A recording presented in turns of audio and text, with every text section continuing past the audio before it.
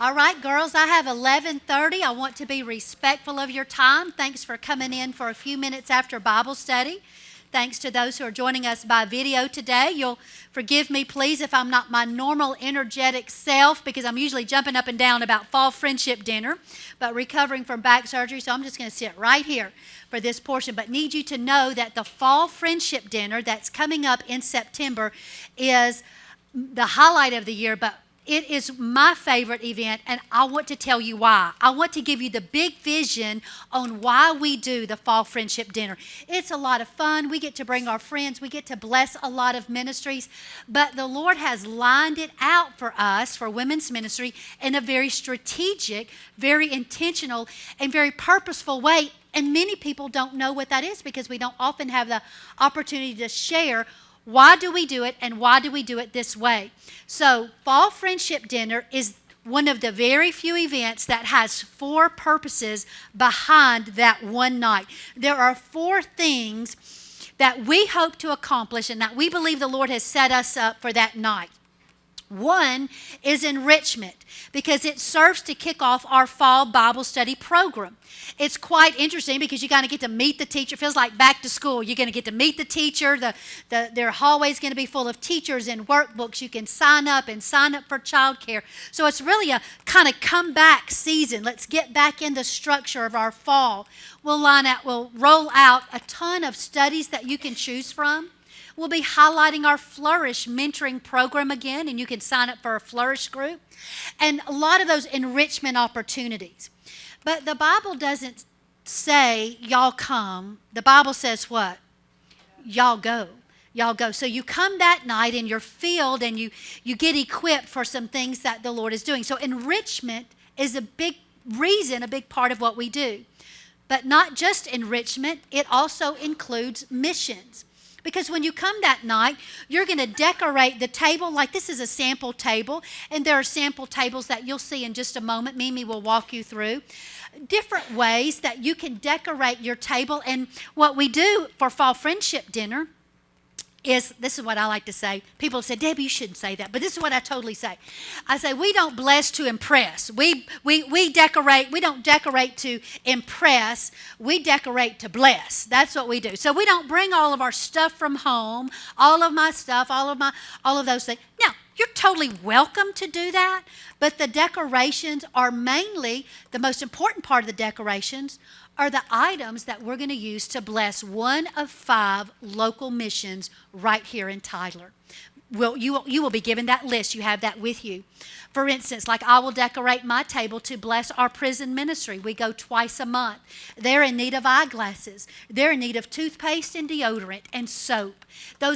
So my decorations are going to incorporate all of those things. So we like to decorate that way. So mission. So you have enrichment. You have missions is a big part of what we do, but also evangelism. We will have 160 tables, Lord willing, 160 tables at the Fall Friendship Dinner. That's about over 1,200 women. At each one of those tables, you will see a cross. Like at this middle of this table, on that lighthouse, you see a cross. There will be all kinds of crosses, one on every table. There'll be stained glass, there'll be wooden, there'll be brass, there'll be pewter, whatever kind of cross. Because what we ask our table hostesses to do is to put a cross somewhere in the middle of that table, somewhere that just has a cross. Because what we like to do is bring attention to that. I will do that from the stage. You will do that in general conversation, the general dinner conversation. And I'll say something like this from the platform. I'll say, you might notice that there's a cross at the center of every table.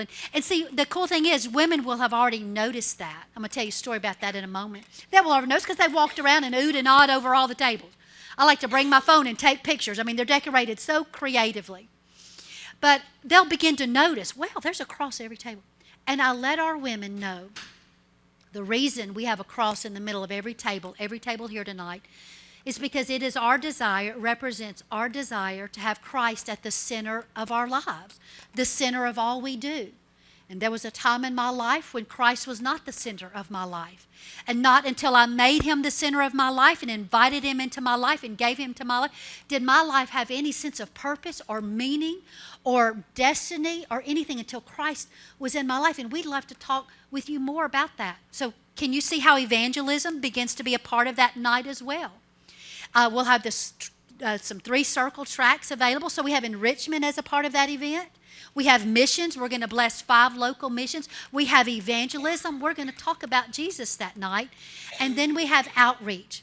This is by far the biggest outreach event of the year, where women are happy and delighted to invite their coworkers, their boss. I remember the first one we ever did, the Fall Friendship Dinner. I've been there 6 years, so we've done it for 6 years. The very first one, I had a dear friend come to me. She's in real estate, very professional. She said, "No, look, I'd like to invite my workplace, but listen, Debbie, they are all very professional. I'd like to invite our CEO, but they are real estate agents and investors. I'd like to invite them, but this isn't going to be cheesy, is it? This is not going to be cheesy." I said, "It is not. You will be so proud to invite them. This is going to be spiritually enriching. It's going to be personally encouraging. It's going to be inspiring. It's going to be fun. We're going to laugh." I'm bringing in a dear friend, Rebecca Carroll is going to be our speaker. She worked for many, many years at KCBI in Dallas, Texas radio station, and at First Baptist Dallas. She now has her own podcast where they talk about real life stuff. That girl is she is hilarious. You're going to love her, but she's going to get down to the nitty gritty as well. So there's going to be that encouragement and that outreach as a part of all we do. So we plan it very strategically like that. So you will be honored to invite your neighborhood, your coworkers, the people from school or anything like that. We will be delighted to bless them that day with a great dinner served by our deacons that they will absolutely love. Let me just give this quick illustration of how the Lord put this on my heart years ago about doing these 4 things as a part of one event. This was at a previous church, and I was talking to my dear friend, her name was Mary, in my neighborhood about Jesus. But here's what she always said. She was not a Christian by her own admission. She said, I don't do the Christian thing, I do the Catholic thing. And that's what she said, I'm a Catholic. Does her rosary beads and all that. So we had many, many conversations. And I invited her to many of the fall friendship dinners at my church, and she never would come until one year. Probably, I think, looking back, I probably did this intentionally because her favorite author was Thelma Wells. And I was friends with Thelma, so I invited Thelma to come be our speaker. So I invited Miss Mary. I said, "Mary, you've got to come to the Fall Friendship Dinner. Thelma Wells is going to be our speaker." She's like, "Okay, I'm going to come this one time," only because Thelma's there. And so she came that night, and we started walking through. It was a big event like ours will be. We started walking through the tables, and how cutely, how creative, just all the ideas that people brought together. And sure enough, as we were walking through, Miss Mary noticed all the crosses. She said, "Well, have you noticed this is so strange? Look at that stained glass cross. Look at that big cross. Look at," she said, "every one of these tables," and it was just a sea of tables like it will be at that event. She said, "all of them have a cross on them." And we stopped in the middle of walking through and enjoying all the decorations. We stopped, and I turned to her and I said, "Mary, the reason we do that," and I told her just what I said to you, "the reason we do that is because we want Christ to be at the center of our lives." I said, "Now, you know my story, and you know that there was a time that I messed things up terribly, and Christ was not the center of my life. And not till I brought him back and told her what I told y'all earlier." I said, "Mary, do you know what I'm talking about?" She said, "I know exactly what you're talking about, and I've been thinking about it." She said, "And when I'm ready to do that, you'll probably be the first to know." I said, "Well, I hope so." We kept right on walking. There wasn't anything weird. There wasn't any, if you died today, do you know for sure you'd go to heaven? And what would you say to Jesus to let you in? None of that. It's all good. There's a place for all of that. I've done it many times. It was just a conversation. Fall Friendship Dinner sets up this conversation. We kept right on walking. In time, about 3 years later, Miss Mary gave her life to Christ, got to lead her to the Lord. But I really feel like it started from an invitation. That's why outreach is a big part. And what was demonstrated for her on a table. So I'm going to let Mimi come and let you know why we need 160 tables, which is going to require 160 table hostesses. Every time I say that, I'm like, that is such a big number. But I know our women well, And I know of your desire to serve, and I hope you'll help us get those people. All right, Mimi, take it from here. All right, thank y'all so much for being here. We are already planning and praying for this event that is September the 10th. And you are a huge part of that, as Debbie just said. So I'd like to go over this little packet that y'all have. And the first one is the information sheet. So it's called Table Hostess Information Sheet. At the top of it, it gives you the date, September 10th. Fall Friendship Dinner, September 10th. So I just had to give y'all that excitement. We're in Crosswalk. It's $20. The price does increase after August 30th. The purpose, as Debbie said, enrichment, missions, outreach, and evangelism.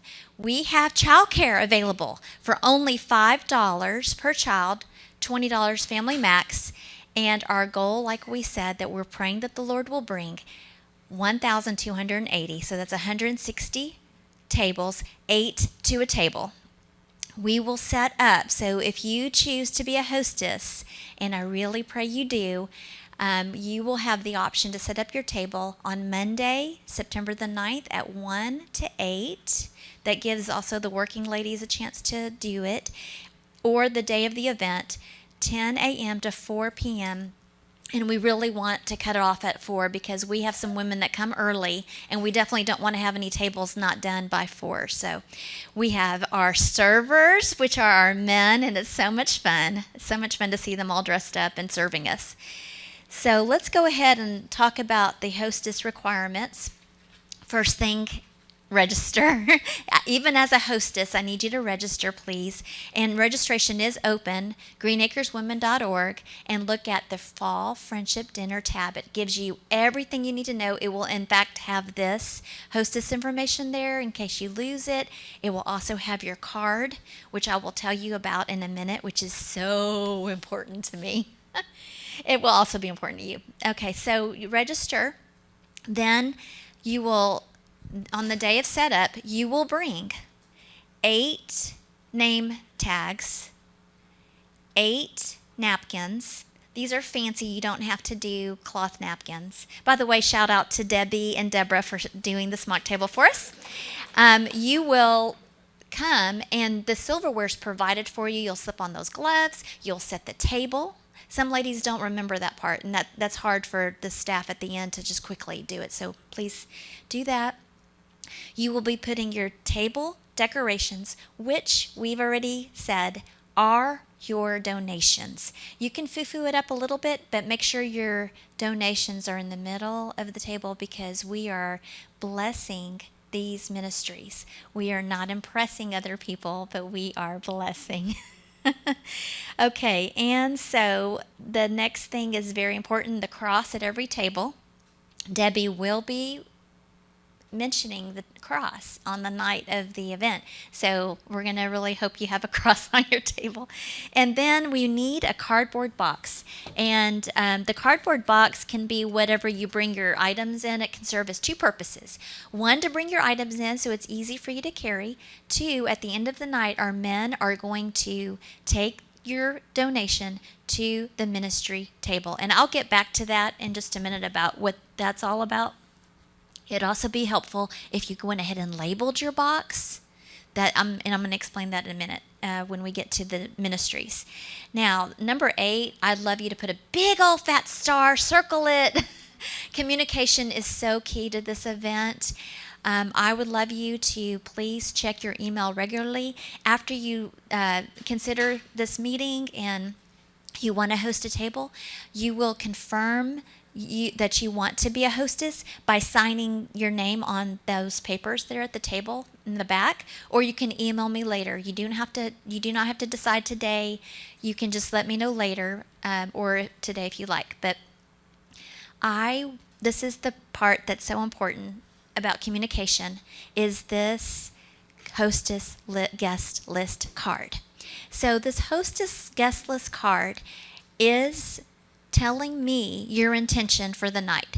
Do you want to be a closed table? In other words, you have invited 7 other women, and not only have you invited them, but you've confirmed that they've registered. And then you turn this into me as a closed table. If you want to be an open table, and we do need some open tables, that means that, let's just say you have your hostess name on here, number 1, and then you're going to be wide open. That means that the night of the event, one of our greeters will fill your table with registered guests. So it doesn't mean that, here it is August 29th and you're open, and so like you're going to just invite some friends at the last minute or what. I mean, if they register, that's fine. You can tell me the change. But I'm expecting to fill your table that night. If you have 3 open, you're still open. And I'm going to fill you with 3 registered guests. So I hope that makes sense to you. You can have halvesies. So you can do 4 Connect Group women. I hope I'm not speaking a foreign language.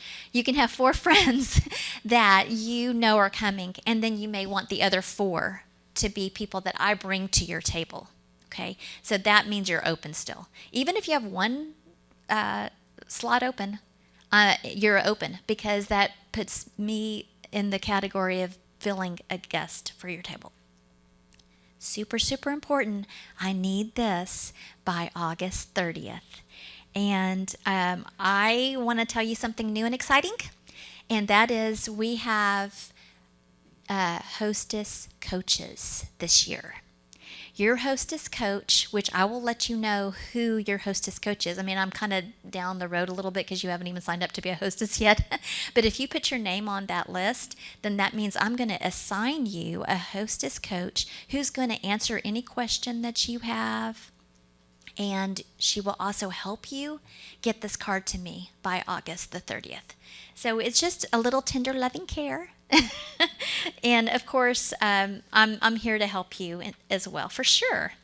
So now let's look at our ministry mission emphasis. You as a hostess will decide who your table will represent, what donations you would like to give. And I would like you to flip the page over. And we have 5 local missions that we are going to bless this year.